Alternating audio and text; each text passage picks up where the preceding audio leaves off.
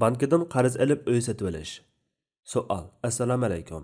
Men yaqinda bankadan qarz olib uy sotib olay deb o'ylagan. Biroq ba'zi qarindoshlarim bunday qilsa bo'lmaydi deydi. Qarz olmasam uyni sotib olmayman. Bunday ahvolda qanday qilaman? Javob. Va alaykum assalom va rahmatullohi va barakatuh. Barliq hamd sanolar Janobi Allohga bo'lsin. Durud va salomlar payg'ambarimizga, u zotning oila tavobatlariga, ashablariga va u zotga toki qiyomatgacha ergashganlarga bo'lsin. Janobi Alloh Qur'on Karimda jazoni o'simlarni harom qilib o'tgan. Jazoni bilan muomala qilishni tashlamaganlarning Allohga jang e'lon qilguvchilardan bo'lganligini muayyanlashtirgan. Hadislarda jazoni muomalasi qilganlar la'nat qilingan. Jazoni muomala qilgan ahvolda ilgirki namoz, haj qatorliq barliq yaxshi amallari bekor bo'lib ketadiganligi ko'rsatilgan. Bularga asosan mayli uy sotib olish, mayli mashina sotib olish, mayli boshqa narsa sotib olish uchun bankadan yoki undan boshqa shaxs yoki o'rinlardan o'simli qarz olishga bo'lmaydi. Hamda uy inson turmushining asosi bo'lg'achqa, qarz olmagan taqdirda ijaraga uy topolmaydigan, talata qilib hayot xavfga uchraydigan zaruriyat bo'lsa, och qolganda cho'shqi go'shini azroq yeb hayotini saqlab qolganga o'xshash o'simli qarz olib uy sotib olsa yoki ijaraga o'ltirsa bo'ladi. Bu zaruriyat jihatdan mayli bo'ladi. Lekin bunday ahvolga duch kelish odatda ko'p uchramaydi.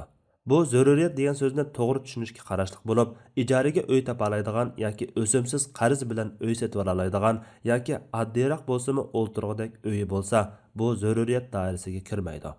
Musulmonlar jamiyati mehr shafqat, o'zaro yordamlashish va bir-birini yo'lash ustiga quriladigan bo'lg'achqa, musulmon qarindoshlarimizning jazoniga dastlab qolmaslik uchun uysiz qolganlarga qo'lida zapas pul barlar o'simsiz qarz berib tursa, savobli ish bo'ladi. Zakat beradiganlar uysiz qiynalib qolganlarga zakat pulidan uy olib bersa bo'ladi. Nafli haj umriga tekrar boradiganlar haj umri qilishga xarjlaydigan pulni uy sotib olmay qiynalib qolganlarga berib texmi savobli bo'lishi mumkin. Yevropa ellarida yashayotgan musulmonlarga qarata Yevropa Fatva va tadqiqot komiteti zaruriyat va boshqa Yevropa ellariga xos ba'zi sabablarni ko'zda tutib, kishi o'zi o'ltirganga faqat bir uy sotib olishga ruxsat qilib fatvo bergan. Bu fatvoga Yevropa Fatva va tadqiqot komitetining ko'pchilik a'zolari imzo qilgan.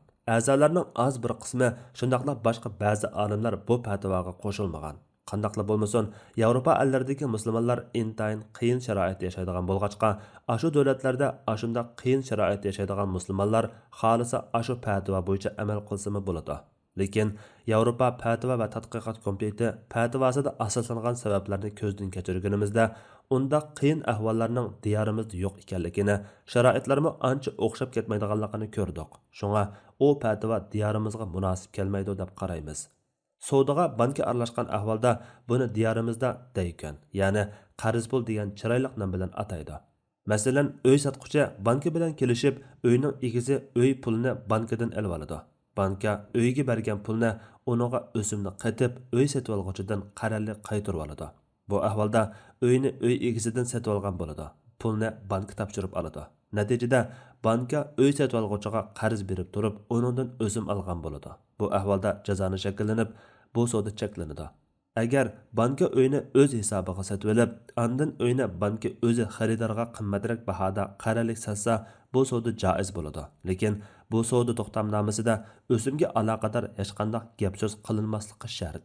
Agar uyning asli puli ma'vu, o'simi ma'vu deyilsa yoki qaraldi pulni topshirilmagan taqdirda kechikkanligi uchun o'sim to'laydi deb shart bekitilsa, bu savdo yanada to'g'ri bo'lmaydi. Agar banka hamma pulni topshirib bo'lguncha uyning hujjatini bermay turadigan bo'lsa yoki uyni raniga elib olsa mayli.